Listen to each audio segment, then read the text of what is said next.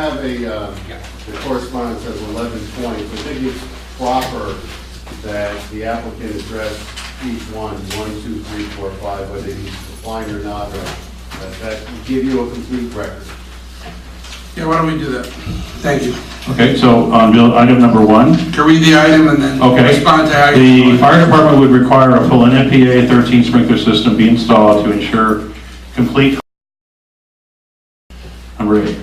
Emergency generator capable of supplying power to all the elevators, fire alarm systems, and all required emergency lighting and building essentials. That is not required by the building code. So the answer would be no.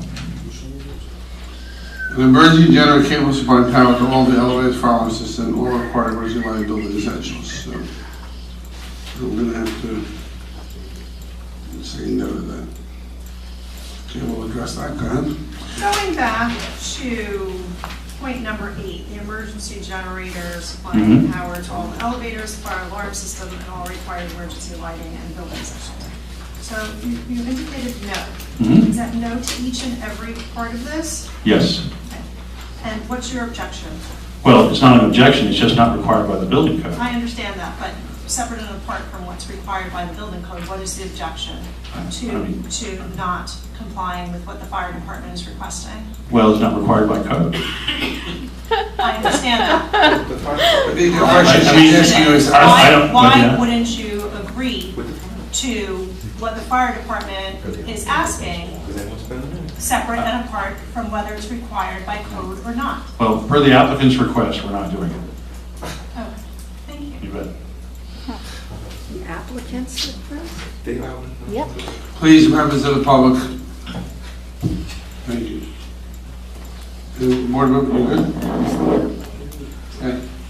No, I have to follow up with the last member. This is something that the council was discussing, the zoning subcommittee was discussing, as far as requiring buildings over a certain amount of square feet to have emergency generators, especially after what we saw with Sandy. We had issues with some of the senior housing in this town. So, you know, I don't know if, I'm going to take it back to the council. I don't know if we'll be, by the time your decision's made, you know, we'll pass this ordinance, but this is something that I absolutely want to see done. They're not asking for the entire building. They're only asking for some of the emergency services in the elevators, which is pretty common and doesn't require a massive generator. If I could just expand, if I could just expand on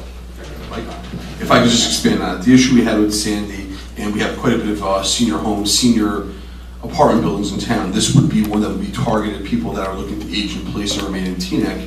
Because now you're on the 4th floor, now we need to evacuate, and now our elevators aren't working, and you are not necessarily homebound, but you're not able to walk. So this is going to put a strain on our emergency services. That's something we can correct from day one, and not say, well, if we only had generators. And it's just something I'd like to, especially looking at the market that you're going to be appealing to and marketing to, it may be something that may very well be worthwhile looking at and thinking about.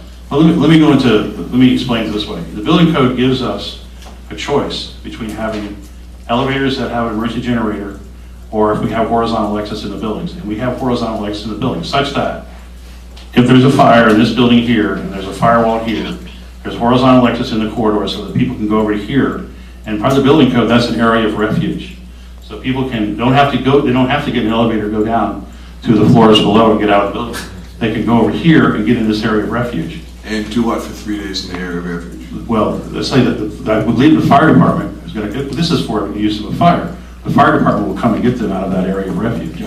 Where we had, not to be facetious, we had an issue called Sandy, and we've got 3 days, we don't have power.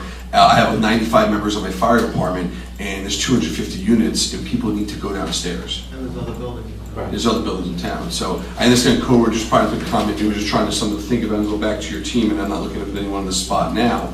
And it's just, we'll fix it. But think about what we're talking about from a strain in our emergency services. This gives us a unique ability to address that pre-construction. Again, I can't really answer that. Right. There's 14 other people in the room that could, so just think about it. Any more comments? I'd like to add on to the last three, and to say that concern of fire obviously is a major concern, and safety is a major concern. We look at our fire professionals who review these plans, in that capacity as professionals and defer to their professional opinions.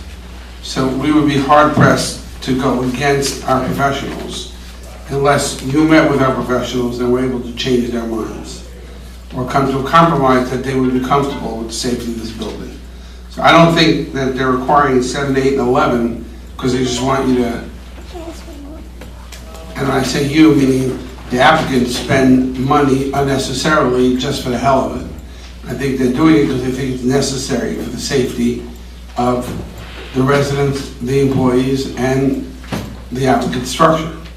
So, hearing a flat out no on all of it across the board, I would hope that you would at least, now that you heard these comments from our fire department, review it together with the fire department, meet with them, and come to a meeting of the minds so that what they could support.